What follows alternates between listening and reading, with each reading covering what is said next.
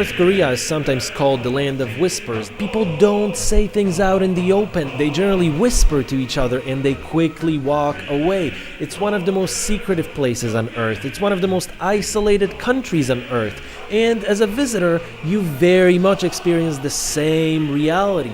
You're never shown the whole picture, you're never told the whole story. All you get are blurry shadows, all you get are quiet whispers. And it's up to you to figure out what is honesty and what is fear, what is truth and what are lies, and what's reality and what's complete and pure propaganda.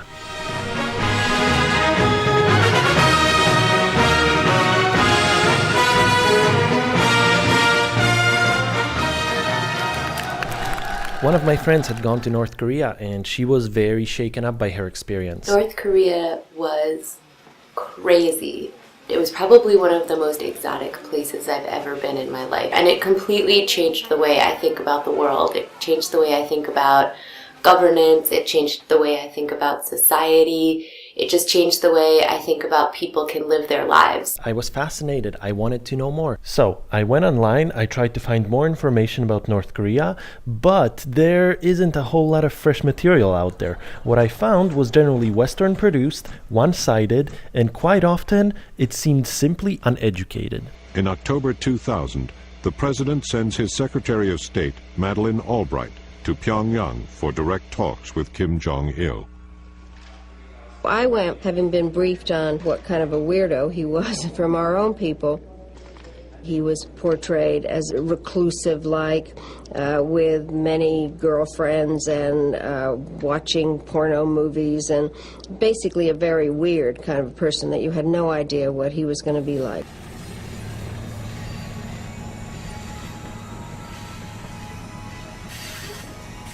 I had always been interested in the Soviet times and propaganda, art and architecture, and simply in mysterious, out-of-the-way places, so I wanted to go.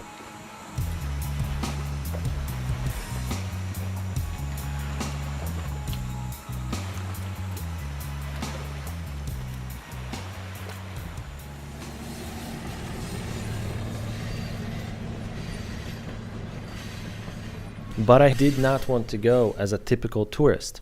I wanted to do something meaningful. After exchanging a bunch of emails with the company running tours to North Korea, I was given a rare permission to bring my camera and to film video. I was to shoot a very small travel promo for the company, and I was allowed to use the rest of my footage to put together a project of my own. Most people seem to think that travel to Korea is impossible, or at least very difficult. But the truth is that it's actually very easy. All I had to do is email a copy of my passport to the company, and they took care of everything else from there. The downside of it is that you have to travel with a group. Unfortunately, it's the only feasible way to enter North Korea. Well, that's what I had to do. My trip began in Vietnam, in one of my favorite cities, in my beautiful 1,000-year-old Hanoi. From here, I took an overnight train to Nanning and then later Beijing in China. We're going up there! Up over there somewhere. I can't see.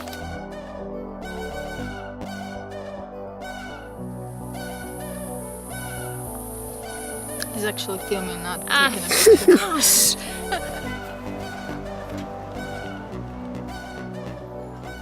Finally, I was ready to board my train to Pyongyang.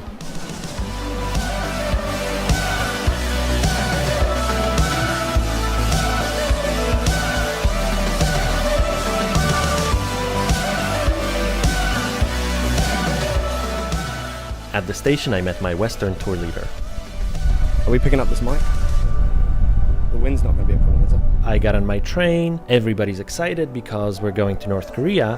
And then the train moves, and suddenly, panic breaks out. And I look out the window, and it turns out a man was left on the platform. Now, had this been a foreign tourist? Well, it's his fault for missing the train. He's gonna have to catch the next one. But being a Korean man, I can't help but wonder, what's gonna happen to this guy when this train actually arrives in Pyongyang and he's not on it? It's dramatic. Later that night, I got to talk to another Korean man, and he told me that the guy had left all his things on the train. The guy seemed to think that his brother, as he called him, was gonna go to the North Korean embassy in Beijing and was gonna get help from them. Yeah, I think he would either take a flight or he would take the express train. I asked him, is your brother gonna get in trouble? Is he gonna get punished? He'll be okay. I hope so. The guy told me, well, he's not gonna get punished, he's gonna get criticized. Now, what does criticized mean? We're going to North Korea. This is Modern Bong Band. It's the new band that apparently Kim Jong-un handpicked.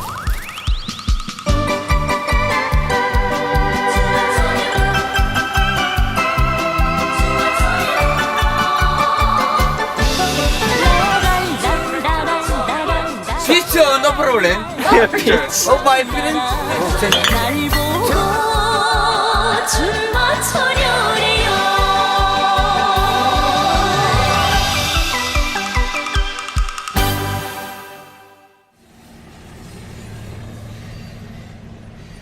The border crossing, it's basically a river. On one side it's China and the other side it's Korea. On the Chinese side, you see commercialism, you see tall buildings, you see some advertising, and then you cross the river to the Korean side, and there's some people wandering around the river. There's nothing there really.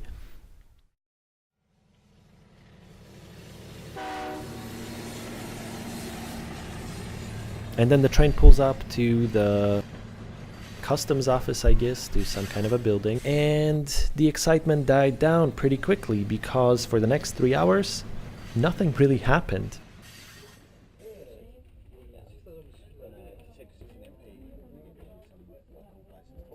And after a pretty typical luggage check, the train slowly moved again, and I was in the DPRK. Country 33, North Korea.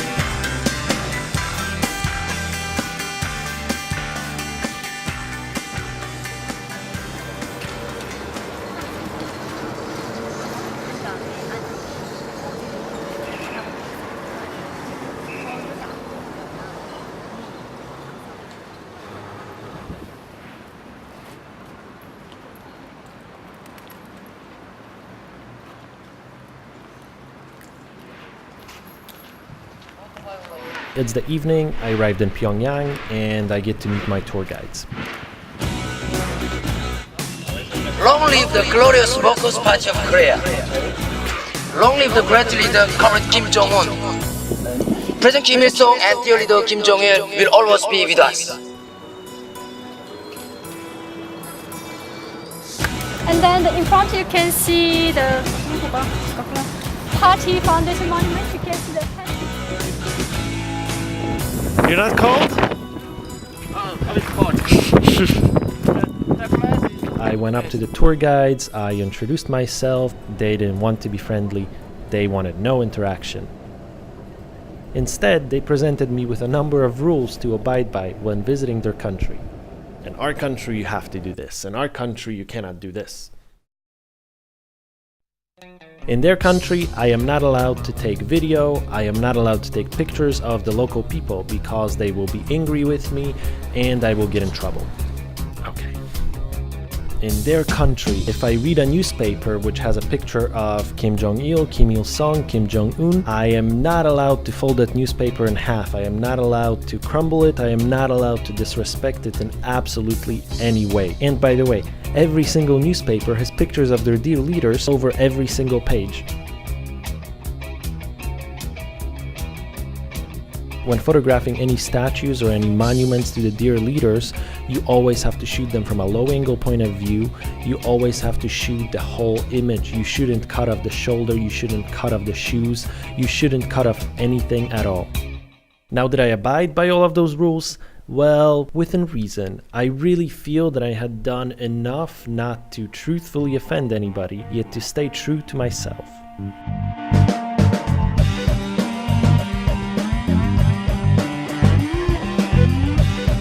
I was to stay at the Yangakto Hotel, and I was told that Yangakto means the Horned Sheep Island. So I suppose I was staying at the Horned Sheep Island Hotel.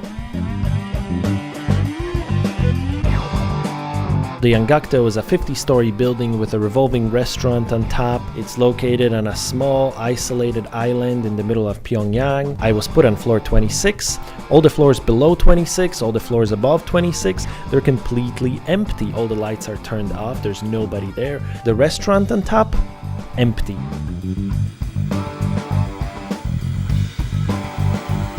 There's a casino down in the basement, there's some karaoke rooms, there's apparently a spa, a swimming pool, several different restaurants. Nobody there. Completely empty. And one more thing. At the Yangakto Hotel, floor number 5 is missing. There is no access to floor number 4 or floor number 6 either. What is on those floors? Nobody knows.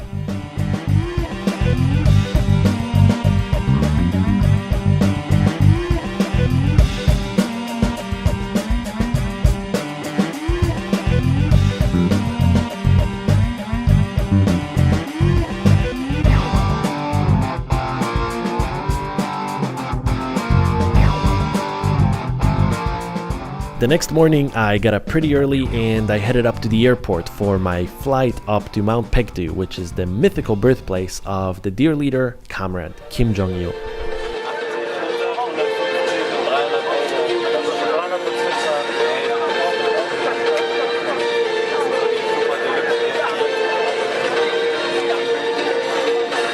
Air Koryo, the North Korean national airline, is infamous for apparently being the worst airline in the world.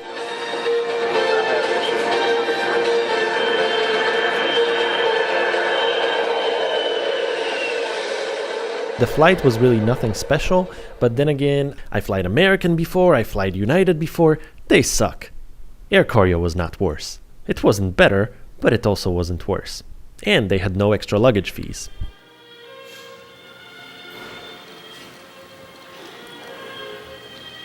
Ancestral Mount Paektu, symbol of Korea and cradle of the Korean nation, honored with its 5,000-year-long history, was cherished in the hearts of the Korean people since Kim Il-sung started the armed struggle against the Japanese imperialists in the forests of the mountain. From the base of Mount Paektu, where the bus parking was, to the top where you could see the iconic Heaven Lake, it was actually quite a bit of a trek. Everybody went at their own pace, and well, I separated from the tour guides.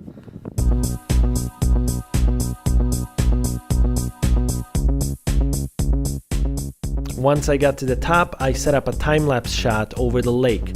But suddenly, this angry Korean guy shows up and he demands that I move my camera. Apparently, it's in his way. Well, I bought myself some 3 minutes trying to reason with him, but eventually I had to cut it short. I walked away, I asked somebody for a picture, and out of nowhere, left and right, everybody wants to take pictures together. And before I knew it, the grumpy guy shows up. He pushes everybody aside, and now he insists on taking a picture together as well. Then the tour guides showed up, and it was pretty much the end of local interaction.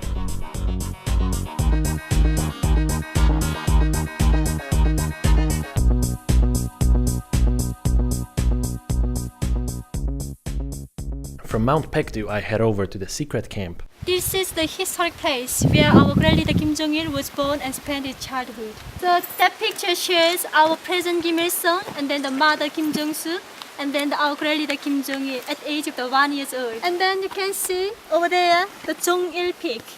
Jong-il is the name of our great leader Kim Jong-il. That's Jong-il. So we call that one Jong-il Peak. Half the things, half the places have been named after the dear leaders. That area is very mysterious area. There are mountains named after the dear leaders. There are trees named after the dear leaders. There's a flower named after the dear leader in Korea. So that is a poem written by our President Kim Il-sung.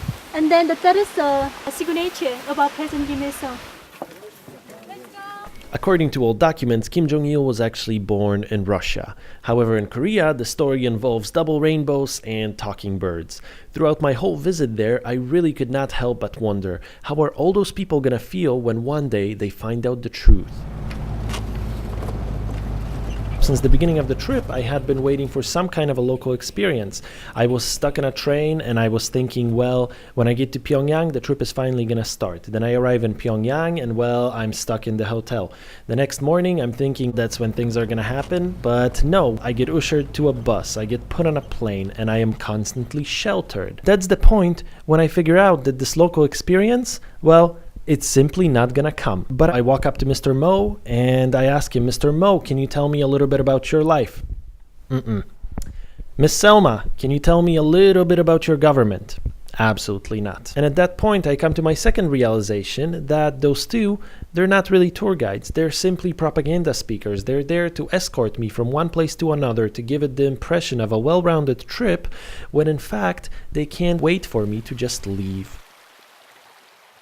As my final attempt, I walked up to Mr. Jim and I asked, Mr. Jim, can you tell me anything about your Juche ideology? And to my great surprise, he actually really lit up. He was very happy that I asked.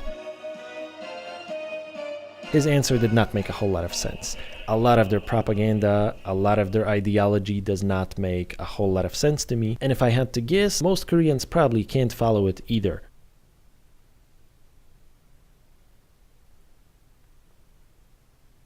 And without pushing, I asked him, well, do you really believe that this ideology translates to the people? Do you really think that all Koreans can accomplish anything they dream of?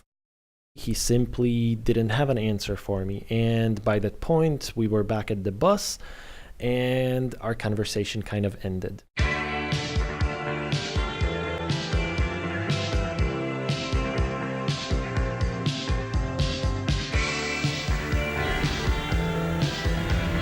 The hotel that evening really reminded me of Stanley Kubrick's Shining. It was deserted, it was in the middle of nowhere, and it felt as if nobody has been there in ages. And I really wondered, do the staff of this hotel, do they come to work every day, even when there's no tourists, and do they still pretend that it's business as usual? Then I got to my room, and I turned on the TV. I had the TV running for that evening. I wanted a local experience, and I very much got one. I was sitting in this crappy hotel room with no hot water, with old stinky carpets, with black and white images and revolutionary music blasting from the TV, and I simply felt transported to some strange other reality.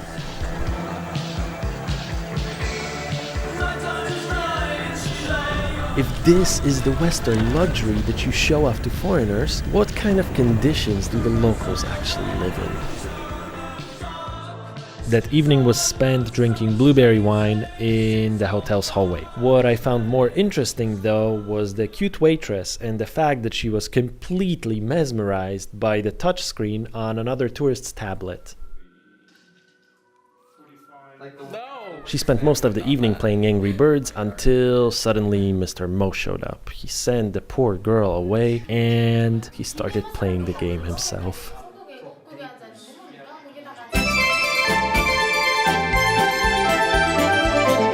In July 4th, 1976, dear leader Kim Jong-il came here and set a place where we can build his monument. All the Korean peoples called President Kim Il-sung as a tiger of the mountains. So we have to build this monument as a very young aspects of the President Kim Il-sung. After learning all about the height, weight, and density of the deer leader statue and visiting a museum dedicated to the deer leaders, I headed up to the airport for my flight to Cheongjin.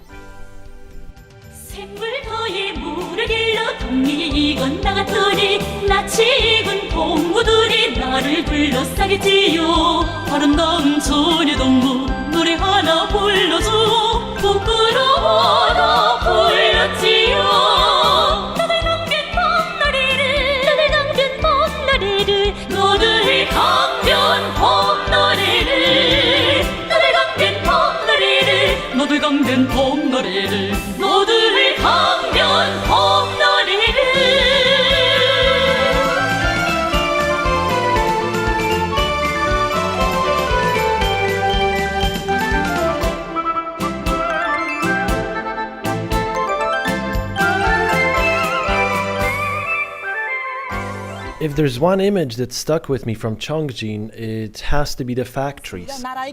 This is the main city for the heavy industry. There are many metal complex and many chemical complex here. And also there are many military bases. Every time when we open the factory, the two leaders came here. Not to support the military base, only to improve the people's life. Two leaders visited here more than 50 times.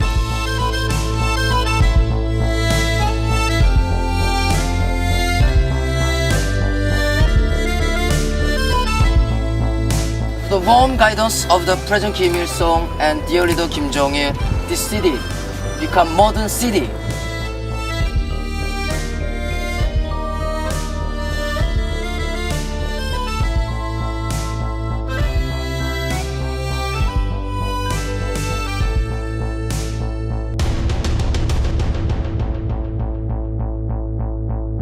After some 6-hour journey, I was taken to the apparent highlight of the modern city Cheongjin, the Fisherman's Club.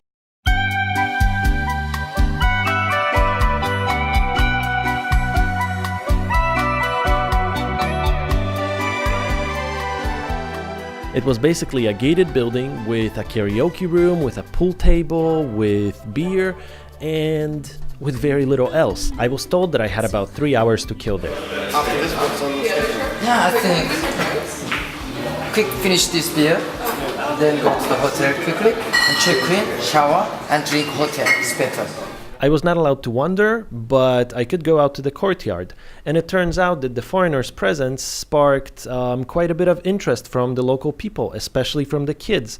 Many of the children, they came up, they poked their faces through the gate, they tried to see better, and I waved to some of them smiled, some of them got shy, and understandingly so, they were very curious. After all, they may have never seen foreigners before.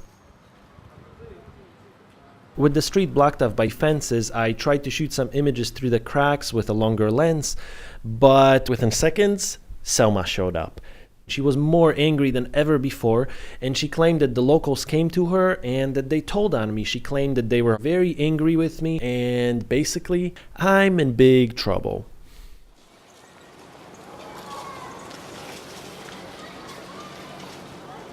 I walked into my room, I looked through the window, and I got quite excited.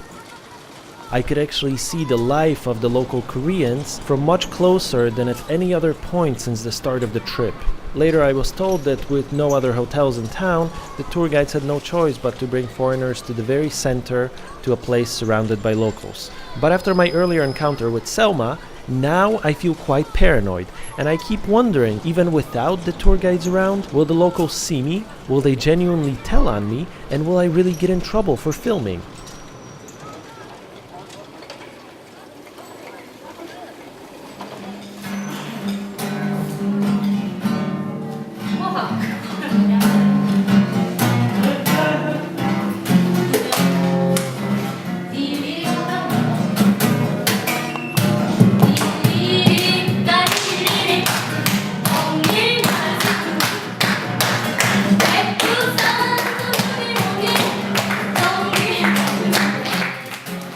Although feeling a bit stiff, the dinner performance from the waitresses was a nice accent to end the day.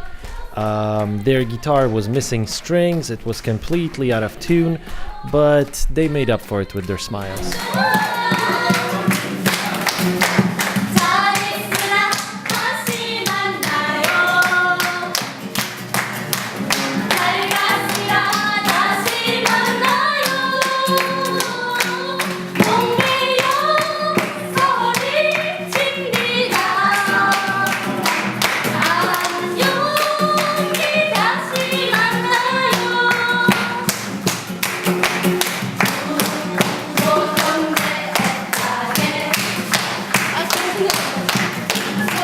After dinner, Jim came up to me and he asked me if I was satisfied with his earlier answer about the Juche ideology. It was pretty obvious he wanted to talk more.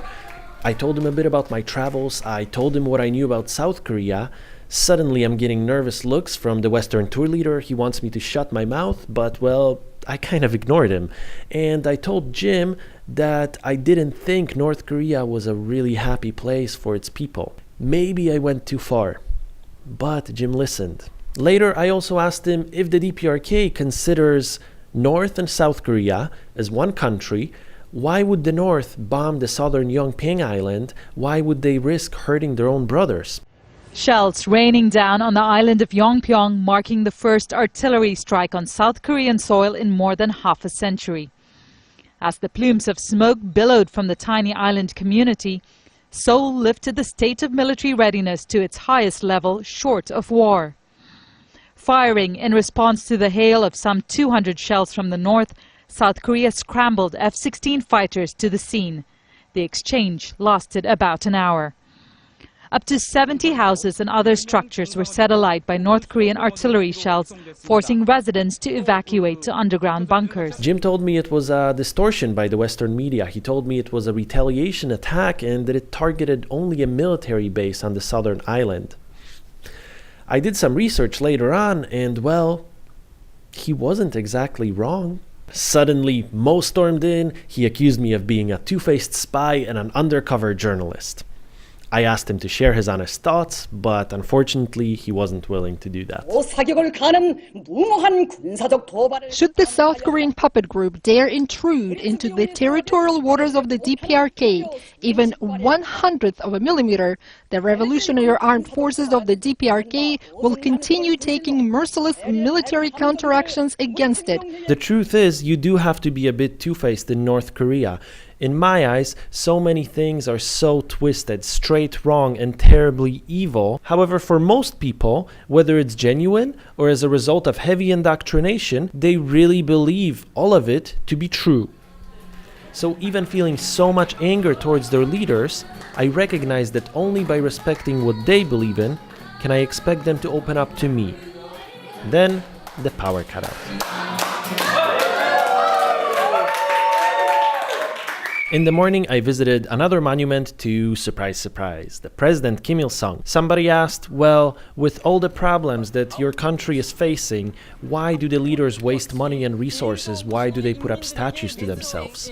President Kim Il-sung and dear leader Kim Jong-il received the best thing only for the people, not for them. I mean, the good life and good health, best thing. The great leaders are completely selfless. They only care about the people. Kim Il-sung was a shy man. He didn't want the statue. But the people begged him so much that he finally agreed. The statue used to be hollow, but apparently the people felt that it wasn't a strong enough expression of love. Why did they decide to fill the inside and make solid? 이거 처음에 주무라고 제공해서 이거 했다 했지. 근데 그걸 왜 바꿨는지. 보다 또 정중히 모시기 위해서. More important. More important. Okay.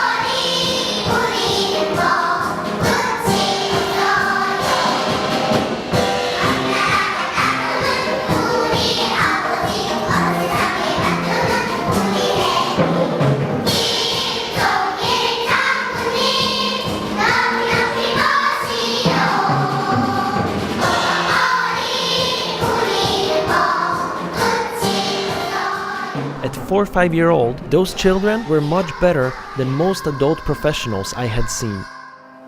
And it was just the beginning.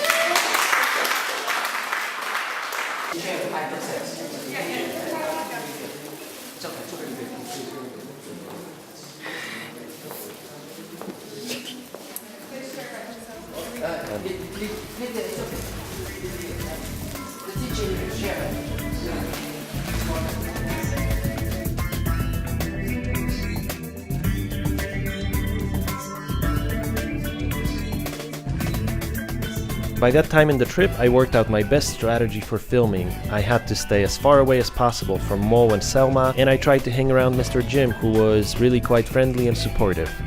On the way back to Pyongyang, perhaps to further discourage my filming, Mo announced that he will never bring another tourist to the area. He then started bragging about harassing other visitors with cameras. One day I organized undercover journalist. Me and my driver break the journalist's camera. You hate the journalist so much? He almost opened the window. Was that the video? Oh, they broke it. I thought you broke it. Oh, thank God. Then, Enough of the video now. okay, I promise with the driver, if I touch your shot, please stop the bus very suddenly. So Enough of that. and then the journalists dropped their camera in the road. I like it. Why would you like that? That's terrible. Later on, he decided to sing for the group.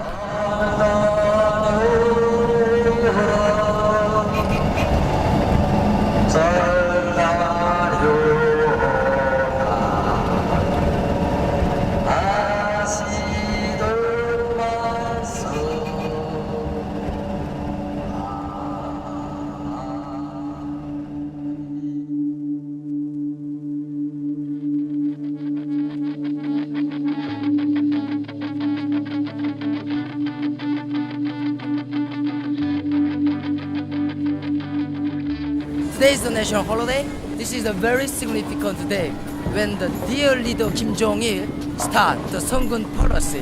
Sungun means Army First policy. To celebrate the Sungun holiday, I had lunch at one of the most unique restaurants in North Korea. Its only fast food joint. Deserted and possibly the only place in the world without Coca-Cola, it was otherwise pretty typical. Afterwards, I headed to the bowling alley where, after some encouragement from the Western tour leader, Mo finally agreed to give me an audio bit to the camera. Normal peoples, every peoples, working youth, students, even the old peoples for the exercise come here to play the ball.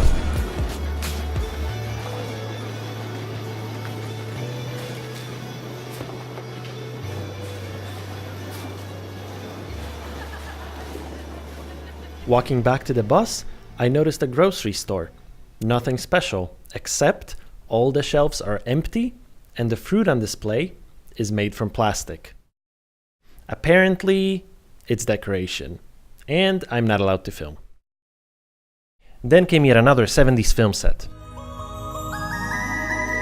A massive health and spa center equipped with a surreal Jetsons-style barber shop. Gloria, oh dear, I can't let her see me looking like this.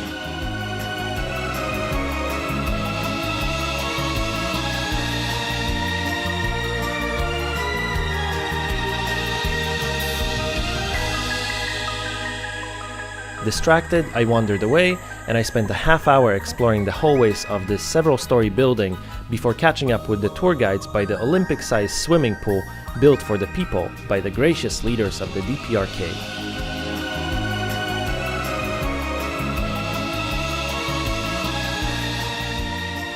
As a little treat, I was taken for a ride on the Pyongyang Metro, including some stations not usually open to visitors.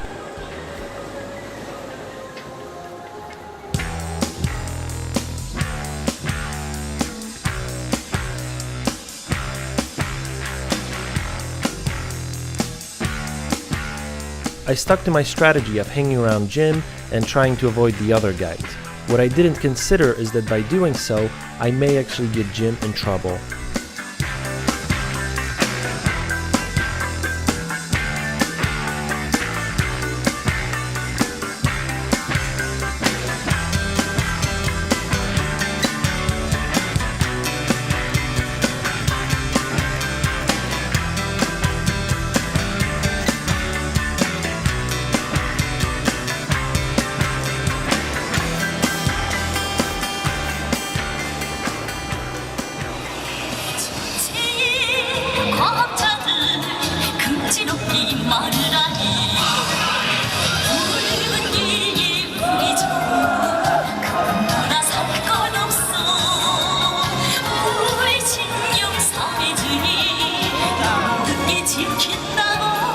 Before the day's highlight, I took a stop at the Mass Dance, a celebration for the Songun holiday. Jim had told me even more about the Korean culture, and he agreed to give me an on-camera interview about his country and about the performance I was to see that evening. But only seconds later, I'm getting on the bus, and Jim suddenly gets pulled away. He's told that he's needed somewhere else, and I'm told that he's not gonna be with the group this evening. Whether a coincidence or a planned intervention at the hands of the senior guides, I can only speculate. But by this point in the trip, even the most paranoid scenario seems eerily possible.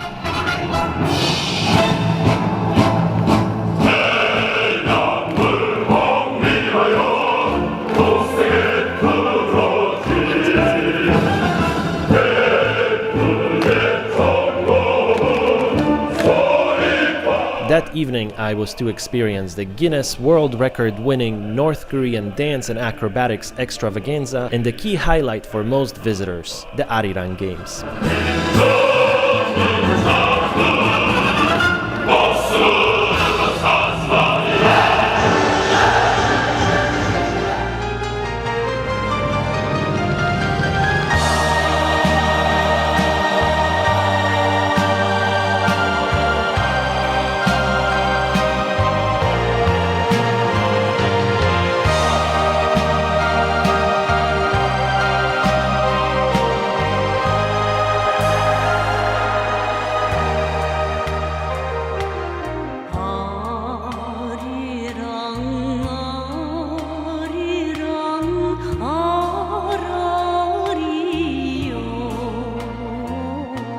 What the Arirang performance lacked in resources, they certainly made up in creativity and a huge number of performers. 20,000 showing the backdrop and 80,000 performers. 80,000 people in the performance? Wow. 20,000 for the backdrop. Totally, altogether it's 100,000 people will join them.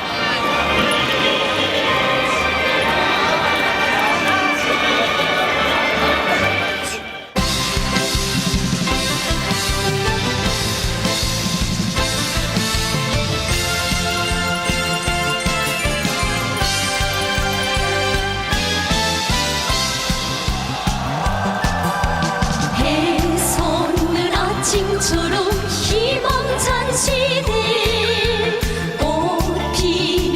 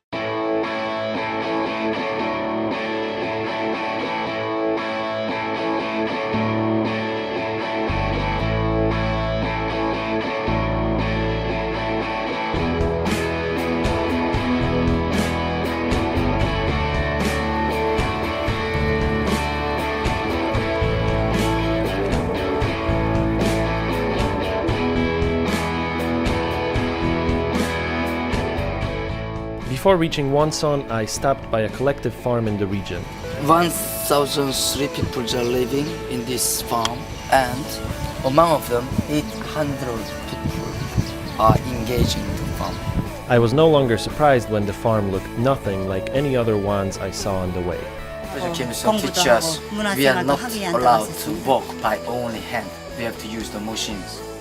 From the bus earlier, I saw many destroyed crops, but here the fields looked perfectly green and healthy. I wasn't sure if this excursion had any tourism value at all, and I found it quite difficult to believe that this farm was a typical one. I did, however, learn the story behind why number 3 is the lucky number in Korea. President Kim Il-sung asked the officers, "Can you guess how many persimmons are in these trees?" The officer said, 500 persimmons are in this tree. At the time, President Kim Il-sung laughed. "Why? You said only 500. The President Kim Il-sung said 800. So after President Kim Il-sung left, all the farmers take out the persimmons from this tree and then count how many persimmons are in this tree. Exactly 803. persimmons are in this tree. 이제 우리 조선 사람들은 예로부터 이 삼자를 행복 삼자로 여기고 있는데 이 세알이 더 Korean people think the number three is the lucky, like as in Western lucky number 7. 7. The Koreans think number 3 is a lucky number. So 800 and then 3 means 3 lucky ones.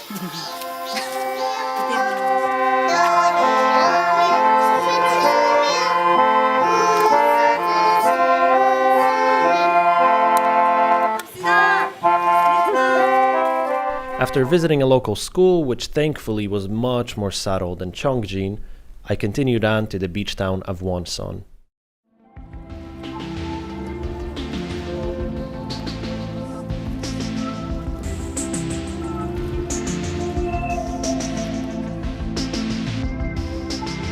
I love traveling to unknown to undeveloped spots, yet in this case, I really hope that I can come back and see this city thriving and the people's lives improving. Tourism could make that happen, but only if the restrictions on the people were lifted.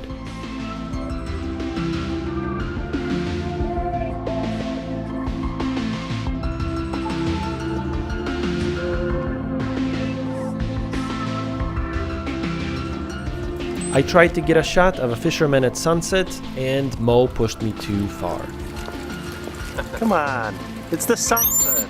I told him what I thought of his constant hostility, I told him what I thought of his constant harassment, and I told him that my friendliness could only go so far unless it's returned. After all, we had agreed I'd be filming, we had agreed that I'm filming parts of the video for them. Mo and Selma talked to each other in Korean, they were clearly uncomfortable, they were clearly embarrassed, and well, I wasn't two-faced anymore. But that certainly escalated tension between us, and now I wondered if I'm gonna be restricted even more. I'm not sure how, but within 10 minutes, Mo's attitude changed completely. He suddenly became friendly, he invited everybody for seafood on the pier, and for the first time since the beginning of the trip, he was nice, he was open. In a subtle way, he also told me that allowing me to film may carry heavy consequences for him. I tried to imagine myself in his situation, and I tried to understand.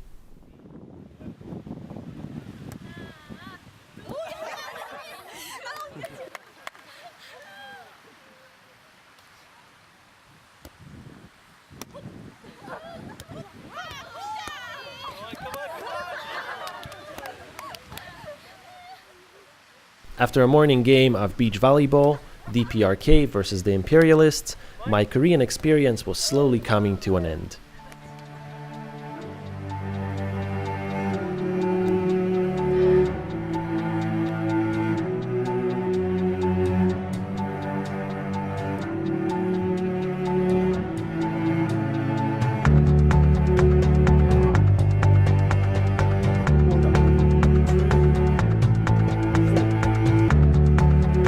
After lunch at the nearby Ulim waterfall, I got back on the bus and found another tourist explaining the concept of YouTube to Jim and Selma. He then showed them one of the most popular videos online, which he pre-recorded beforehand.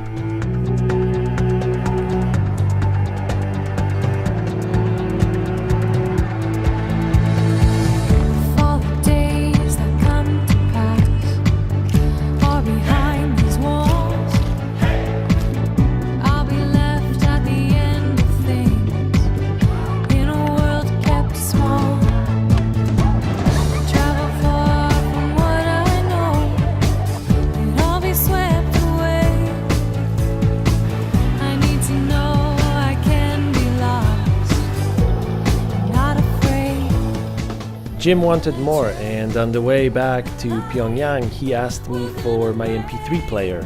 And the first thing he noticed is that the player was made in Korea. I was a little concerned that I hurt his pride, but he wasn't hurt. I think it was just another seed that got planted somewhere in his mind. We all live in a yellow submarine, yellow submarine, yellow submarine. Jim listened to my player for the entire ride back to Pyongyang. He got scared when he put on a random Rammstein song, but otherwise, he liked John Lennon. Imagine all the people living life in peace. And I realized the North Koreans have never heard of the Beatles. They have never heard electronic music. They do not know Gangnam Style. Oppan Gangnam Style. They've never heard of the Dalai Lama, and they don't know Shakespeare. They have no idea what modern cities such as Tokyo, such as Dubai, or even Hong Kong look like. He also spent about 2 hours playing with what in my eyes is the absolutely most primitive drawing application. And it really touched me when I got home and I turned on my player and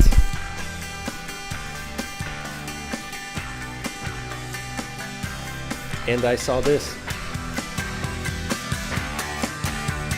and this, and this.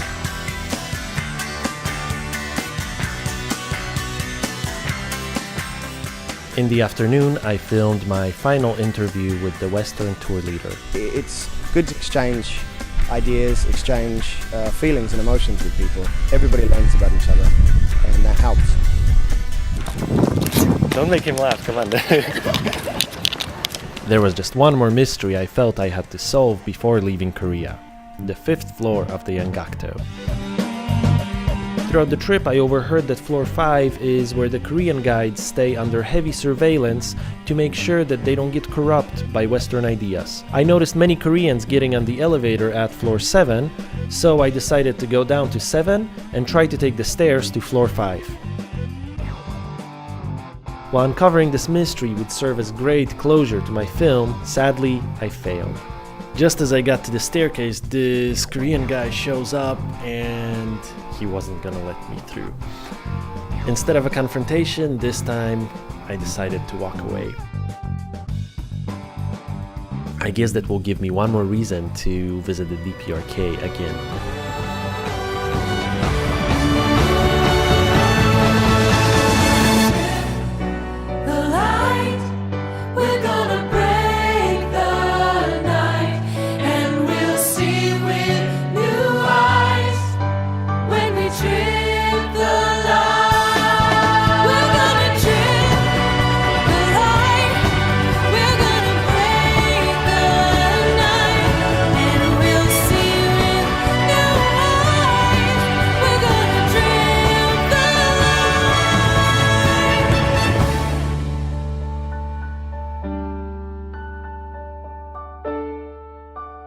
I never saw China as a free country more than the day I returned to Beijing from North Korea. I could cross the street without asking for permission. I could buy whatever I wanted. Nobody seemed to care about my camera. Well, at least it seemed free until I looked up at the screen above. Before going to Korea, I expected the tour to show me how perfect and ideal their country is. I wanted the tour guides to indoctrinate me, to show me what a paradise Korea is, because I wanted to understand them better and I wanted to understand what they are taught. Instead, questions were not appreciated and answers were not given. The North Korean threat is, in my view, quite strongly overplayed. I don't think they're nearly as threatening as they're made out to be. They're not really a rogue state. They're a very threatened state. They feel very threatened by the United States, having war games every year with the South Koreans and with Japan.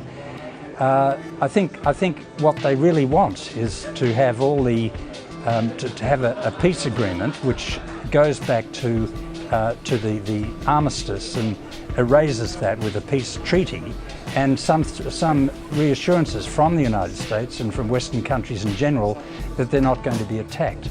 It's a very difficult country to live in. The citizens have a terrible time, but it's made worse, it's exacerbated by the embargo against them.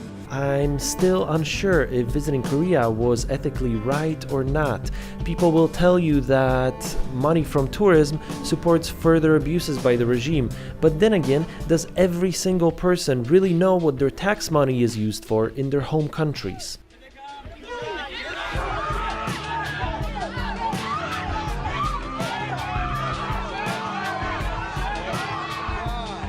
And what's hard to comprehend is that North Korea is as far away from capitalism as humanly possible. I have no doubt that people have desires, that if given the chance, they'd love to buy things, they'd love to have things. But there is nothing to buy.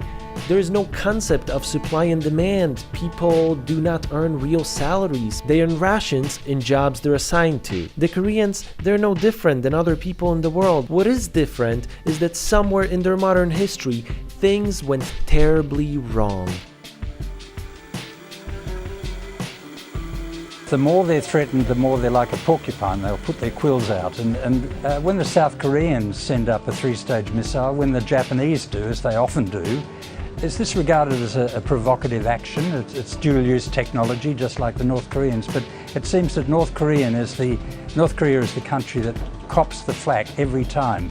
And if we were only less suspicious, if we could have some kind of much more relaxed approach, a much more intelligent, careful approach towards North Korea, I think we'd find that those quills would go down, and as they have in the past demonstrated, they might become more cooperative. While Korea mostly gets negative attention, it's important to note that the people actually accomplished some pretty impressive feats. Pyongyang is quite futuristic. It's a future as imagined in the 70s, but it's unspoiled by neons, by LCD screens, by Starbucks logos.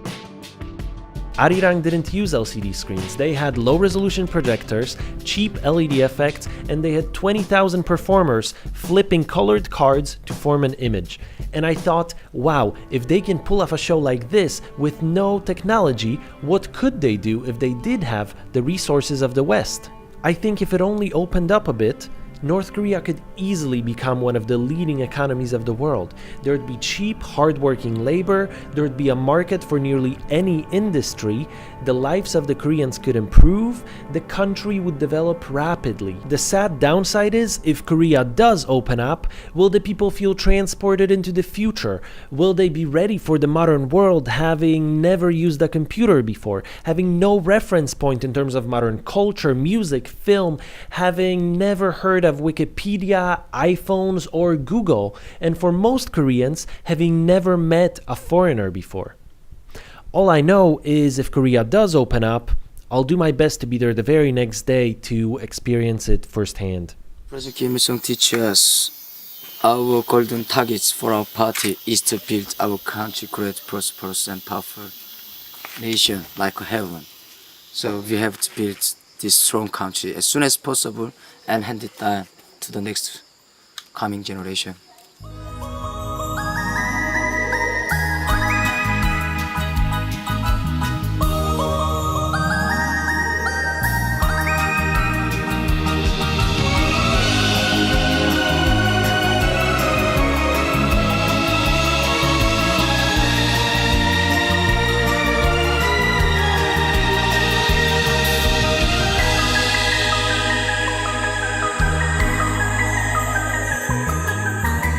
어머니 우리 당이 진달래로 피라면 나는 야한 마음 진달래로 피리라 주 하늘